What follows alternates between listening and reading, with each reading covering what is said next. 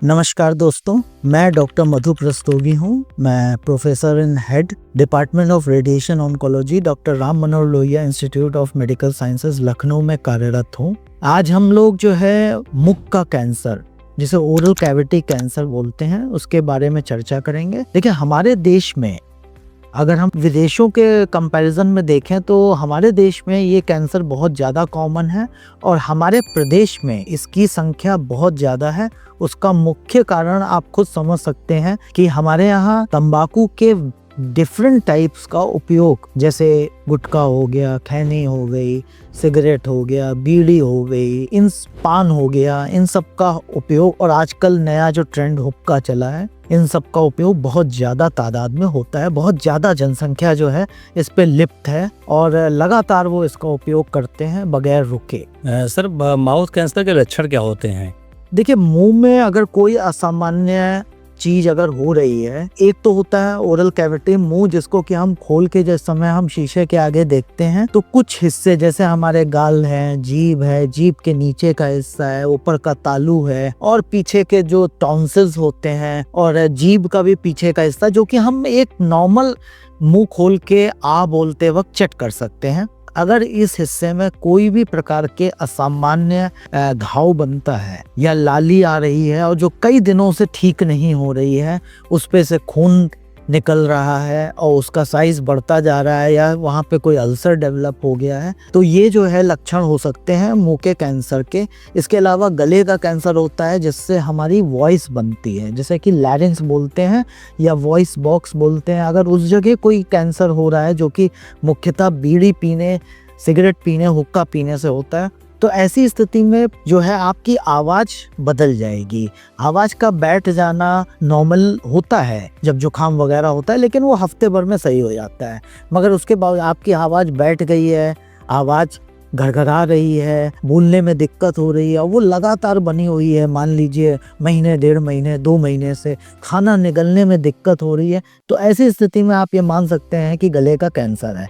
तो किसी प्रकार का असामान्य घटना अगर आपके मुख में या गले में या जीवन में हो रही है और जो कि हफ्ते 10 दिन में ठीक नहीं हो रही है, तो ऐसी स्थिति में उसका आपको एक परामर्श, डॉक्टरी परामर्श ले लेना चाहिए। ये नहीं कहूँगा कि वो कैंसर है, मगर कैंसर की संभावना को ख़त्म करना बहुत ज़रूरी होता है। सर, इसके पहचान के लक्षण क्या है? जैसे कभी सफ़ेद छाला पड़ता है, कभी लाल छाले पड़ जाते हैं, तो हम कब जाने? कभी गांठ भी लगता है, गांठ पड़ी है कुछ इस तरह से, तो कैसे समझें इस? देखिए, कई बार ऐसा होता है जो तंबाकू का सेवन बहुत ज़्यादा लंबे समय से कर रहे हैं तो उनके मुंह में कुछ हिस्से में सफ़ेद काई सी जम जाती है, सफ़ेदी जम जाती है, ठीक है, तो उसको ल्यूकोप्लेकिया बोलते हैं। ल्यूकोप्लेकिया मुख्य नॉर्मली कैंसर में तब्दील नहीं होती, लेकिन ल्यूकोप्लेकिया का इलाज भी संभव नहीं है। ऐसा नहीं कि आप उसको रगड़ दें, घिस दें और वो निकल जाएगी, वो फिर परमानेंट मुंह में बनी रहती है। तो उसमें आपको अपने डेंटिस्ट, जो दांतों के स्पेशलिस्ट हैं, उनसे सलाह ले सकते हैं। और कई बार यही सफ़ेदी धीरे धीरे करके लाली में बदल जाती है, जिसको एरिथ्रोप्लेकिया बोलते हैं। ल्यूकोप्लेकिया सफ़ेद रंग का होता है, एरिथ्रोप्लेकिया लाल रंग का होता है। इसके कैंसर में बदलने की संभावना बहुत ज़्यादा होती है, 15% से ज़्यादा। तो अगर इस तरीके की कोई सफ़ेदी या लाली आ रही है तो एक बार आपको कंसल्ट करना चाहिए और जो तुरंत पहले तो आपको सिगरेट, पान, तंबाकू वगैरह से तुरंत बच के रहना चाहिए, उसको रोक देना चाहिए। इसके अलावा अगर आप का मुंह खुलना धीरे धीरे कम होता जा रहा है, जैसे कई लोग अपनी उंगली डाल के चेक भी करते हैं कि मेरा मुंह इतना खुल रहा है, नॉर्मली 3 उंगलियां बहुत आराम से जानी चाहिए। तो अगर आपका मुंह खुलना बंद हो रहा है तो ये कैंसर नहीं है, ये सब म्यूकोसल फाइब्रोसिस बोलते हैं। ये आपका जो ये जॉइंट होता है, जो ये मैंडिबुलर जॉइंट होता है, यहाँ पे जो है धागे बन जाते हैं, जिसकी वजह उसका कारण भी मुख्यतः लगातार पान तंबाकू खाना और गुटखा खाना, उसको दबा के रखना, ये भी भविष्य में फिर आपको बहुत दिक्कत देता है। सर, मुंह के कैंसर की पहचान के लिए कोई जांच, कौन सी जांच की जाती है? और कहाँ उनको जाना चाहिए सबसे पहले अगर इस तरह दिक्कत आती है तो? देखिए, सबसे ज़रूरी तो होता है कि आप हमेशा अपना सेल्फ निरीक्षण करते रहें। जिसे कहते हैं कि जब भी ब्रश कर रहे हैं या आप कुल्ला कर रहे हैं तो एक अपना परीक्षण करते रहें। तो कोई चीज़ घटना घटित हो रही है, जैसे चीक बाइट होती है खाते खाते, कई बार हम अपना गाल काट लेते हैं, घाव बन जाता है, लेकिन वो हफ्ते भर में सही हो जाता है। आपकी जानकारी है तो बता दें कि मुख एक ऐसी चीज़ है कि अगर वहाँ पे हीलिंग सबसे तेज होती है। अगर मान लीजिए अभी सुबह कटा है तो शाम तक वो थोड़ा बहुत जुड़ जाएगा और थोड़ा बहुत हील होना शुरू हो जाएगा, बहुत तेज़ी से हीलिंग होती है। तो लेकिन अगर कोई घाव बना है या कोई अल्सर बना है या कोई गांठ बनी है मुख के अंदर और वो ठीक नहीं हो रही है, तो इसका आपको कंसल्ट करना पड़ेगा। और कंसल्टेशन में आप अपने आसपास के दांतों के डॉक्टर हैं या कैंसर के डॉक्टर हैं या फिर जनरल सर्जन है, किसी भी स्पेशलिस्ट को दिखा लें। और अगर उसको ज़रा सा भी डाउट होगा तो वो आपको इसका कंफर्मेशन सिर्फ बायोप्सी से होता है। तो वो बायोप्सी अगर आपको एडवाइस करें तो उससे बचने की कोशिश ना करें। ये सारी चीज़ें मत सोचें कि लोग कहते हैं कि बायोप्सी से ट्यूमर फैल जाता है, ऐसा नहीं है। बायोप्सी के बाद ही आपको पता लगता है कि आपको कैंसर है। उसके बाद जब आपकी जांच की जाती है तो पता लगता है कि आप इसको कई दिन से छुपाए हुए थे और इसकी, क्योंकि एक घाव आपको ऊपर दिख रहा है, एक घाव जो अंदर ही अंदर फैल चुका है, उसके आधार पे स्टेजिंग होती है। उसके अलावा गर्दन में गांठें आ चुकी हैं, ये सब चीज़ें मिला के आपकी स्टेज बताता है। तो आपको ये लगता है कि बायोप्सी के बाद हमारा ट्यूमर फैल गया, हम तो इतना छोटा सा देख रहे थे उसे। तो ऐसा नहीं है, बायोप्सी बिल्कुल 100% करानी पड़ेगी। बायोप्सी ही कंफर्म करती है कि हाँ आपको कैंसर है या नहीं है। अगर सर मुख का कैंसर शुरुआती स्टेज पकड़ में आ जाए तो ये कितना सफल माना जाता है? देखिए, अगर शुरुआती समय में हमें कैंसर का पता लग जाता है तो हम ये कह सकते हैं बहुत ही स्पष्ट रूप में कि आपको 90 से 100% क्योर होने के चांसेस रहते हैं। अगर 100 लोग हैं और बिल्कुल T1 स्टेज, पहली स्टेज में मिला है, तो 90 से 100 लोग बिल्कुल ठीक हो जाएंगे 100% या 90%। कुछ एक को मैं 90 से रख रहा हूँ क्योंकि हर बीमारी की अपनी अपनी एक बायोलॉजी होती है। कई बार होता है कि बहुत ही डिफरेंट टाइप की बायोलॉजी का डिसीज़ हुआ तो फिर शायद हो सकता है, otherwise early stage T1 T2 में हम 90 से 100% की बात करते हैं आज की तारीख में। सर माउथ कैंसर के इलाज के क्या क्या विकल्प होते हैं? सर्जरी, रेडियोथेरेपी या कीमोथेरेपी? बहुत ही अच्छा क्वेश्चन है। देखिए, पहले तो मैं ये मुख्यतः बताऊंगा। देखिए, किसी भी कैंसर को ट्रीट करने की 3 विधियां हैं जो सबसे महत्वपूर्ण है। एक होती है ऑपरेशन, सर्जरी, दूसरी होती है कीमोथेरेपी और तीसरी होती है रेडियोथेरेपी। बहुत सी कैंसर में ये तीनों विधियों का उपयोग किया जाता है, बहुत से कैंसर में ये 1 या 2 विधि का उपयोग किया जाता है। कोई भी ये नहीं सोच सकता है कि आप कैंसर को एक ही विधि द्वारा पूर्ण रूप से ट्रीट कर सकें। अब आपने जैसे मुख के कैंसर की बात करी है, तो हम आपको ये जानकारी देना चाहेंगे कि जैसे मुख में जो आगे का हिस्सा है, जैसे कि आगे की जीभ है, हमारे गाल हैं, लिप्स हैं, ठीक है, इन सब के हिस्से में अगर कैंसर होता है तो इसका ऑपरेशन पहले किया जाता है। क्योंकि आप खुद भी समझ सकते हैं, मान लीजिए लिप का कैंसर हुआ है, होठ का, तो उसको काट के यहाँ पे ग्राफ्ट करके आपने कर दिया, तो इसमें डिसफिगरमेंट जिसे बोलते हैं ना, कि आपका चेहरे का जो वो खराब बहुत ज़्यादा नहीं होता। तो जितनी चीज़ें सामने दिख रही हैं, जैसे जबड़े का कैंसर हुआ तो उसका ऑपरेशन करके उतना हिस्सा निकाला और शरीर के दूसरे पार्ट से आपका एक ग्राफ्ट लेके यहाँ पे उसको बना दिया गया, जिससे कि उसमें दिक्कतें कम हुई। जब ऑपरेशन हो जाता है, ऑपरेशन के बाद जब उसकी रिपोर्ट आती है, क्योंकि कई बार ऐसा होता है कि ऑपरेशन में पूर्ण रूप से निकालना संभव नहीं होता, तो ऐसी दशा में फिर हम पेशेंट को रेडियोथेरेपी देते हैं। बहुत से पेशेंट होते हैं जिनकी स्टेज T3 या T4 है या जिसमें गांठें पॉजिटिव आती हैं, उनको जो है हमें रेडियोथेरेपी भी ऑपरेशन के बाद देनी पड़ती है।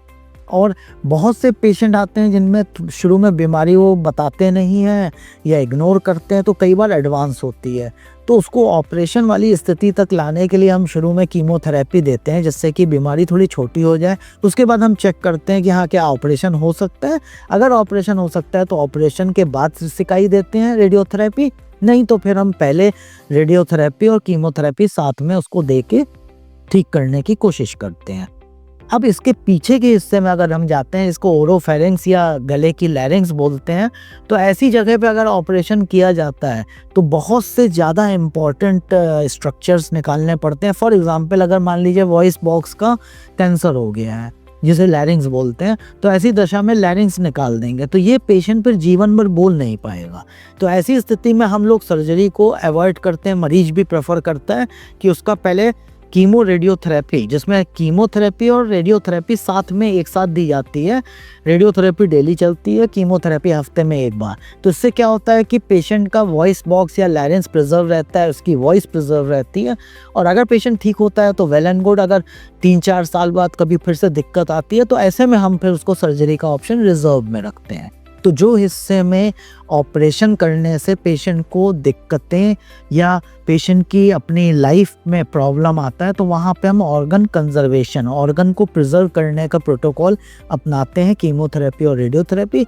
और जो सामने दिख रहे हैं बाहर के स्ट्रक्चर, उनको हम सर्जरी से पहले सर्जरी करके रिमूव करते हैं ट्यूमर को, उसके बाद उसमें रेडियोथेरेपी करते हैं। सर क्या मुंह का कैंसर दोबारा भी हो सकता है और इससे कैसे बच सकते हैं हम?